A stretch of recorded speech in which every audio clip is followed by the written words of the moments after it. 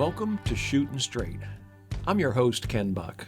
In today's highly partisan environment, political adversaries often minimize each other's arguments by labeling motives rather than engaging in constructive dialogue. For the next 30 minutes or so, I invite you to join me as we learn about Dr. Lee Edwards and how he became a leading expert on communism and the victims of this repressive ideology.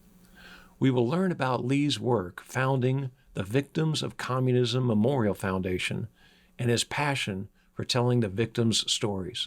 It is my pleasure to welcome Lee Edwards to the show. Lee, are you ready to start shooting straight? I'm going to do my best. Great. Well, thank you for being here.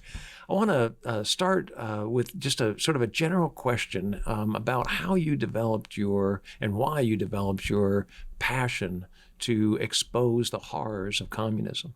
Well, I think at an early age, I was able to understand just how much of a clear and present danger communism is. And then doing my research and analysis, I discovered that over 100 million people have died under communism in the last century. 100 million. I mean, it just stuns you when you think about that.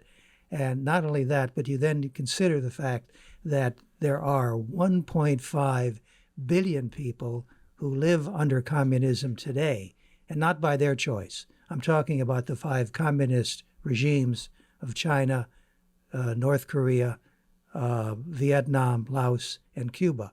So there's a need to tell the truth about communism, what it has done to us in the past, and the fact that it really is still a problem and a serious problem for us today. We need to tell the truth about it. How did you learn the truth? Let's talk about your background. Tell us a little bit about your childhood. Well, I was born in Chicago, on the south side of Chicago. Therefore, we're for the White Sox, not for the Cubs. I want to make that distinction clear. And then my dad, who was with the Chicago Tribune, moved to Washington, D.C., took me along, thank heavens. So from a very early age, from my infancy, I grew up in Washington in an atmosphere of politics, of government, and so forth. And my father covered the hearings, the congressional hearings on communism in the late 1930s and early 40s. From a very early age, I was able to understand little something about communism, that it was bad, that it was worse than bad in terms of what it did to people's minds and to their bodies as well. And I wound up as a graduate student at the Sorbonne in Paris in 1956, October of that year. That was a significant date for me because all of a sudden the Hungarian Revolution exploded in October. And these young men and women my age were speaking out against and saying to the Soviets, get out of town, and challenging them to let them take on a new and a democratic Hungary. So for about 2 weeks, there was this free Hungary, which is a very exciting thing to me. I got so excited, well, maybe I ought to pack on my 6-shooter and head out and join them. Fortunately, I didn't have a 6-shooter, so I stood right there in Paris. And then the terrible thing happened. It just cast us down into such despair, really, because the tanks came back. The Soviet tanks came back, and they murdered these young men and women my age who had been fighting. Here they were with their Molotov cocktails, throwing them at the tanks and being mowed down by them. Some 2,000 young Hungarians were murdered in that suppression of the Hungarian Revolution. Some 20,000 were put in jail, and some 200,000 Hungarians became refugees and left Hungary for the West, many here in Washington, D.C., and throughout America. I resolved at that point, Ken, I said, well, if there's anything I can ever do to support those who are opposing communism, I will do it. And so that sort of became a vow on my part that I would be that as much of an anti-communist as I could in whatever kind of a job or whatever kind of a vocation I wound up having. Fascinating. And it's so interesting that there was that pivotal moment in your life, but there were events that led up to that and people that you met through your father's work and living in Washington, D.C. Tell us a little bit about some of the people that came through your living room or who you met during that time frame. Well, my father was a very good reporter and with a major newspaper of the day, the Chicago Tribune. So he was able to get interviews with people.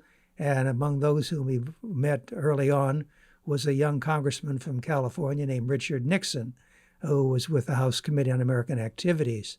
And coming out of that was the very famous confrontation between Mick Chambers and Alger Hiss, a Soviet spy. And Chambers so named him. And my father covered that case, and that was part of my education of studying it, listening to my father talking about the importance of this, that Alger Hiss was not just a member of the party, the Communist Party, in the 1930s and 40s, but was a spy. He was stealing our secrets from the State Department and the other places where he was located and giving them to his control there, which then back in Moscow.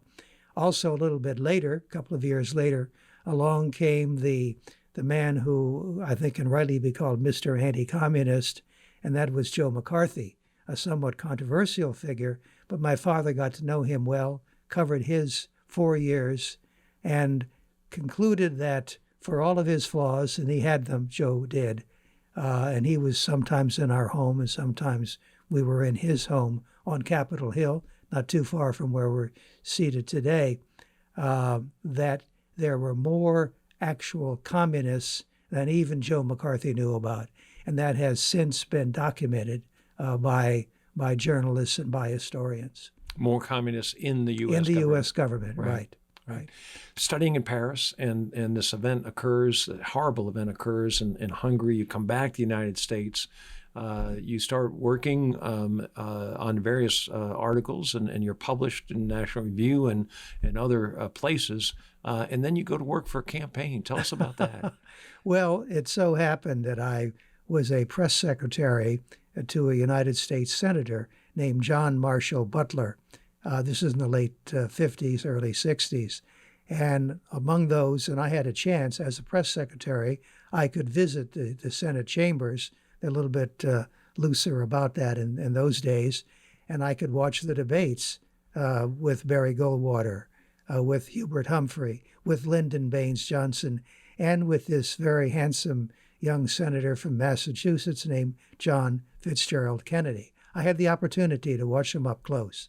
And the one that I liked most of all, because ideologically and philosophically we were the same, was Barry Goldwater. So I volunteered for his draft Goldwater campaign committee in 1963 and wound up sticking around all the way through the campaign of 1964. Were you a conservative at first? Were you an anti-communist at first? How did that evolution occur with you? Well, I have to say, Ken, that really I have come to conservatism through the anti-communist door. That opened up for me. I had read very little of some of the basic texts, for example, The Conservative Mind by Russell Kirk, The Road to Serfdom by F.A. Hayek, all, standard texts for conservatives. But I was so busy with the anti-communist cause and, frankly, with politics that I didn't have time to read those books. So I did deepen my understanding and appreciation for conservatism by coming to read things like The Conservative Mind and The Road to Serfdom. The Goldwater campaign, a fascinating campaign, and years later we learned just how the Johnson campaign and the Johnson administration used the CIA and FBI to spy on that campaign. You were there. You were working in the campaign. In fact, you were not just working in the campaign. You were producing the sorts of materials that they were trying to get their hands on and understand what the themes of the Goldwater campaign would be before they were released. Well, it was a scandal. It really was a scandal. We figured it out that LBJ, Lyndon Baines Johnson, the incumbent president, wanted the largest victory in political history.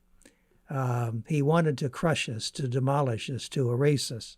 because he wanted to be able to take his idea of the Great Society and to do for his aims what FDR had done with the New Deal back in 1933 and 34 and 35.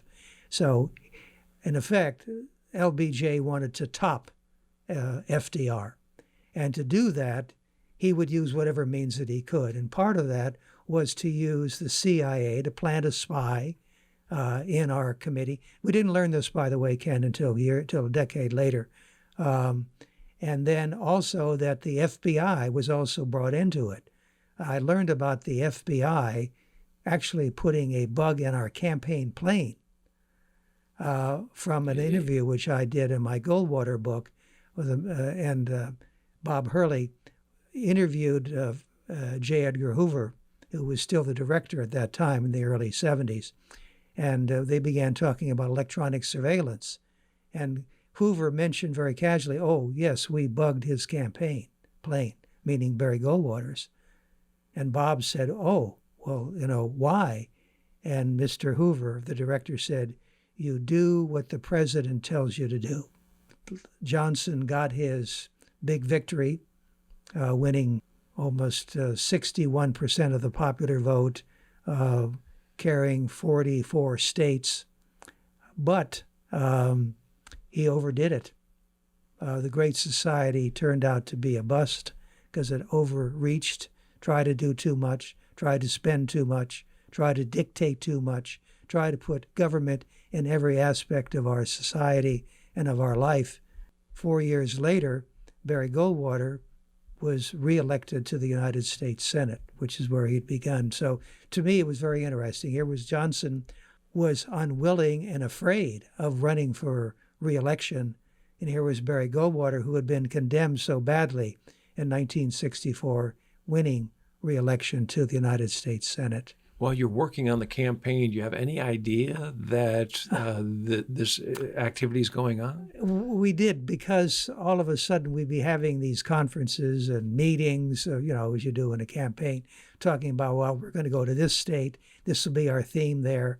And all of a sudden, within 24 hours, we see the Democrats were saying, well, when Goldwater goes to Colorado and talks about smaller government, here's what's going to confront him. And all of a sudden it occurred to us that they must be bugging us. So as a matter of fact, what we wound up doing was going outside the National Committee headquarters and going into a phone booth. I'm not sure that our listeners and viewers even know what a phone booth is, and making our calls with putting in the quarter to be able to plot our trip to Colorado that way. But we didn't dare do it in private in our own campaign headquarters. It's so interesting how history repeats itself. On the Trump campaign, we learn about the Steele dossier, and we learn about the FBI's role in really gathering information about the Trump campaign in 2016. We don't know that they bugged any rooms or phones, but we certainly know that administrations use government resources for political gain like that. Well, we know from what has come out that there was electronic surveillance. That, as a matter of fact, we learned that FDR bugged his office, his presidential office, which I learned not too long ago. So that unhappily, when you give power, and you think of Lord Acton about power corrupting and too much power corrupting, absolutely. And we have to be so careful, Ken, of not giving our government too much power, because it is a corrupting vehicle for people. After the Goldwater campaign, you stick around Washington, D.C., and you're involved in a public affairs. You start a public affairs consulting firm, work with members of the House and Senate, as well as candidates. And at some point, you take this passion for communism to a whole new level. Tell us about that. Even when I had my own public affairs firm here in Washington for about 20 years following the Goldwater campaign, many of my clients were anti-communist. And I sought them out, as a matter of fact, and made sure that if I possibly could help them. And we did events for them. We wrote books for them. We wrote press releases for them. We even did some fundraising for them. We did Bob Dole's first campaign brochure when he ran for the Senate. We produced that, so I was very proud of that contribution able to make. So that always, whatever I could do to further the anti-communist cause, we worked with a marvelous gentleman named Walter Judd for many, many years, who headed up the Committee of 1 Million against the admission of Communist China to the United Nations, working with Bill Buckley, who was a strong anti-communist, working with the American Conservative Union and organizations like that, the World Anti-Communist League. So there were a number of clients whom we had, and I just made a point, and I didn't always charge the going fee, as a matter of fact, so I was making a contribution that way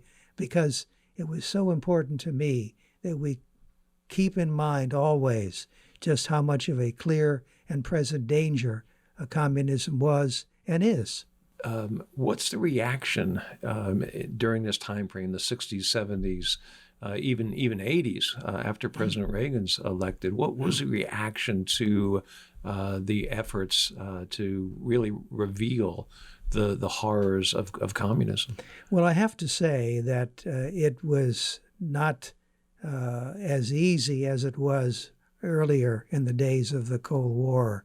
When you were talking about the 1940s and the 1950s, it was very clear what was going on. But when you got into the 60s and the 70s and even in the 80s, people were saying, oh, well, it's no longer a danger. It's no longer a threat. We don't have to concern ourselves with it. It doesn't make any difference. And that is the reason why, with the fall of the Berlin Wall in 1989, that one day my wife Anne and I and our daughter Elizabeth were having brunch, and I was going on and on about people not understanding how important it was to understand why communism collapsed in the Soviet Union. And my wife Anne said, you know what we need? We need a memorial to the victims of communism. So I always like to give her credit. She was a woman of many wonderful ideas. That was one of her best. And so that coming out of that, we decided, okay, we're going to start an organization. So we had a congressional resolution, which was unanimously passed, I'm happy to say, House and Senate. And it bipartisan, was bicameral. Bipartisan, bicameral, and was signed into law by Bill Clinton. And the speaker at the time was Tom Foley. And Bob Byrd was the president of the Senate. So that was the kind of support. We had many, as you might suspect, Republicans as well. But in those days, it was still possible, I think, to get it to be bipartisan. But you have to keep working at it. And that is a problem today. What are the goals of this foundation, in addition to a memorial? And maybe you can explain a little bit more about the memorial. What we started with the idea of a memorial to the victims of communism, and there have been 100 million victims of communism. I mean, it's a staggering number, and people can't even think of it. Maybe under the Holocaust, it may have been 6 million Jews, another 6 million people who were not Jewish. So here you have that. And then you take a look at what happened under communism, and the figure is 100 million. And that is taken from the Black Book of Communism, published by Harvard University Press. So it must be true, right? Must be accurate, written by 6 French intellectuals of the left, including Stéphane Courtois, who was the editor-in-chief. So 100 million victims. But let's not forget that there are still 1.5 billion people who live in the 5 communist regimes around the world, particularly China. So we wanted to have first a memorial, but then we realized that we had to have something for our students. And so we created a curriculum for high school students about communism, ideology, history, and legacy, from Marx to Mao. And we bring teachers, high school teachers, to Washington, D.C., have a week-long seminar, and teach them using our curriculum about communism. They then go back and use that information, teach their students, hopefully then that will spread among students and more teachers. Also, we have a thing called Witness, where we have, just as we have here, this wonderful equipment, television, video, interviews of those who have suffered under communism, from China, from Korea, from Cuba, and from Eastern and Central Europe as well. And then, of course, there's our really big plan is a museum. Great. We are going to have a museum for the victims of communism in Washington, D.C., at McPherson Square, 2 blocks from the White House. Why is that so important? Well, it is because this is a base from which we can do research, we can do remembrance, we can have events, we can show films, and we will have a museum with materials telling the truth about communism, such as the 100 million victims, which, as I say, a lot of people just can't begin to believe. And we need to do this because we have an annual poll we do of particularly of young people, and it's a bit disheartening when you realize that 70% of millennials say they would vote for a socialist. Well, socialism is right next door to communism, so we get into that as well, of talking about the dangers of rampant socialism. How is the museum going to be set up? Is there a particular way that folks will be able to go and learn about what's going on? Yes, we're going to have galleries in which so far we have 3 galleries. One is about revolution. That was starting with the Bolshevik Revolution in 1917. Then the repression, particularly under Stalin, of Eastern and Central Europe, Mao Zedong in China, Fidel Castro in Cuba. This will all be told through cutting-edge, state-of-the-art digital stations, photos, pictures, audio, artifacts, whatever. And then finally, of course, the resistance and the coming down, the bringing down of communism because of heroes like Václav Havel of the Prague Republic, Lech Walesa of Poland, Cardinal Mindszenty of Hungary, and one of my personal heroes, Pope John Paul II, who went to Poland and looked out at 1 million people during a mass and said, "Be not afraid." Within a year, solidarity had been formed, and Poland, with a population of 40 million, had 10 million members of solidarity. 1/4 of Poland had joined solidarity and made it not just a trade union, but a movement. And that began with John Paul II's saying to those people, "Be not afraid." Why is it that we treat communist history so much different than Nazi history? Why is it that when we learn about Nazi Germany, we can go to concentration camps in Europe. We can visit all sorts of memorials and learn graphic details about it. But when it comes to communism, not just in this country, but really in the West, we treat it much differently. Well, there's so many reasons, but I think one major reason is that there was a Nuremberg trial about Nazism, about the Nazis, what they did in the Holocaust. There has never been a Nuremberg on communism.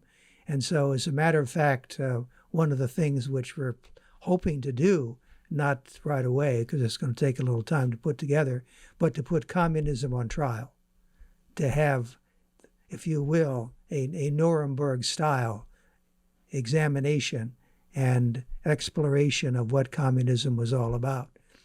Also, I think it's difficult for people to comprehend these numbers. 100 million, they know about the 10 or 12 million who died in the Holocaust, but not the 100 million. There's almost a disbelief there. And then finally, I think it's also ideological, that liberals believe there's no enemy to the left, and that communism, maybe they did some terrible things, but the idea of the utopian ideal of no classes and everybody sharing alike, isn't that a wonderful idea? But it just doesn't work. It works against human nature, and it's not possible. It is utopian in the extreme, But that's part of the reason why you don't have schools, you don't have Hollywood films, you don't have TV programs looking at communism, as you do frequently looking at Hitler, the swastika that we're so familiar with. There is not that same understanding and appreciation of what horrible things people like Stalin and Mao did. Pol Pot, for example, going in there and probably killing 1/4 of the people of Cambodia. One difference may be that there was a world war that defeated Nazi Germany and Mussolini in Italy and obviously Japan also. But that took a world war. There was one event that was sort of the climax to the downfall of Hitler's ideology and horrors. We haven't had that yet and I say yet, I hope we never do have a world war involving communism. I hope it disappears in some other way, but we haven't had that event that really climaxes people's thoughts on what communism is really all about and how evil it is. Absolutely. And of course, complicating this picture is the fact that the Soviet Union was an ally of ours during World War II. Right. And helped to defeat Nazi Germany, no question about that. So that also sort of, well, weren't they an ally of us? Did they really do such terrible things? And so there's, as I say, there's a certain amount of disbelief, there's a certain amount of reluctance, there's a certain amount of ideological purity operating here and thinking that, well, wouldn't it be nice? But one of the things that we like to point out when anybody says that socialism has never failed because it's never been tried. Not true. Israel, Great Britain, and India, all three took and followed the socialist path after World War II for 25 years. Absolutely. Israel, India, Great Britain. At the end of that period, of some 25 years, Israel's inflation rate was 400% annually. India, half of its population was in poverty. Half. And finally, Great Britain, a great industrial power previously, was called the sick man of Europe. And it so happened that in all three cases, the governments coming in at that point said, basta, enough, no more of this experimentation. We're going to follow the capitalist road. And they did. And as a result of it, Israel is one of the most prosperous and smaller countries yet around the world. India has the largest middle class in the free world. And Great Britain, because of Margaret Thatcher, has followed the denationalization path as well and has reversed its course and is now prosperous once again. You've mentioned Margaret Thatcher. You've mentioned Pope John Paul II. There's another name that we should probably mention when we talk about anti-communists. And certainly we are about to celebrate the 30th year of the 30th anniversary of the downfall of the Soviet Union in December of 2021. President Ronald Reagan had a little bit to do with that. And what were your thoughts living in D.C. and working in the anti-communist area about President Reagan? We learned about Ronald Reagan early on in the anti-communist battle because he joined every possible organization that you could think of, Young Americans for Freedom, the American Conservative Union, on and on and on. He narrated several documentary films about communism. He appeared at rallies with Fred Schwartz and Walter Judd, anti-communist rallies. He fought the communists directly when they tried to take over the trade unions in Hollywood in the post-World War II period. He was a great, great, great hero. And he took the policy of containment, took a lead from Barry Goldwater, who said, "Why not victory?" and said, yes, we're going to seek victory. And as he told Dick Allen famously when they were talking about this before he declared running for president in 1980, I have a simple solution to end the Cold War, Dick. We win, they lose. And he gave a speech in 1964 when Goldwater was nominated by the Republican Party. Why don't you just mention that? I think that's a fascinating speech and something that certainly helped form my views of the free markets and capitalism versus communism. We were captivated because I was with the Goldwater campaign at that point, and along came this 29 minutes. It's only 29 minutes long, and it just absolutely won our minds and our hearts and our passions, because he outlined so clearly the dangers of big government and the need to stand up for freedom and democracy. It was just a riveting performance. And as a matter of fact, because I was there the next day at our national headquarters, we were inundated with contributions, with telegrams, with letters, with people dropping cash off, because we raised $1 million overnight. And that day, that's a major accomplishment. That was serious money, of $1 million. So Ronald Reagan is a man who, more than any other, I think it can be safely said, because he did reverse that policy of containment, who brought about an end to communism. He understood, studying it, that it was beginning to crumble, and as he said, it was headed for the ash heap of history. He also had this great way of communicating and just using the words "a time for choosing," such an easy phrase to remember, and yet so profound in really the message that he was delivering. Well, as a matter of fact, I wrote the first political biography of Ronald Reagan when he was governor of it, and it was my honor and pleasure to interview him several times then and subsequently when he was president. He is almost, I would say he's in the top 5 presidents, maybe even the top 3 presidents that we have had, not only in this century and in the last century, but in our history. Lee, I ask all my guests a final question, and I want to ask you this question, and it is, if loving this is wrong, I don't want to be right. And what is this? Oh, because I've just come off a retreat. I'd say Jesus Christ. I was going nowhere when I was living over in Europe. I was the most unhappy man in the world, thinking that I was doing the right thing by being over on the left bank and trying to be the next Ernest Hemingway. And God touched me and got me back on the right path. And that saved my life. Tell our listeners and our viewers how they can get more information about this very important effort on anti-communism, this foundation. It's called victimsofcommunism.org, all one word, it's a long word, victimsofcommunism.org. And if they would visit our website, and that's the same one, Victims of Communism, they will see what we're up to. And we'd love to have them join us in this crusade of ours, this crusade to tell the truth about communism and to promote the ideals of freedom and democracy for everybody, particularly for those people who are laboring right now under communism. I want to thank Dr. Lee Edwards for shooting straight with us, and I want to thank you for listening today. I hope this program has been informative, enlightening, and uniting. As Americans struggle with the difficult issues facing our country, we are reminded that good policy is the result of open, thoughtful discussion. For more straight shooting programs, go to my website, shootingstraightpodcast.com. If you've enjoyed this show and have ideas about future topics or guests, shoot me an email, ken@shootingstraightpodcast.com. God bless you, and remember to always shoot straight.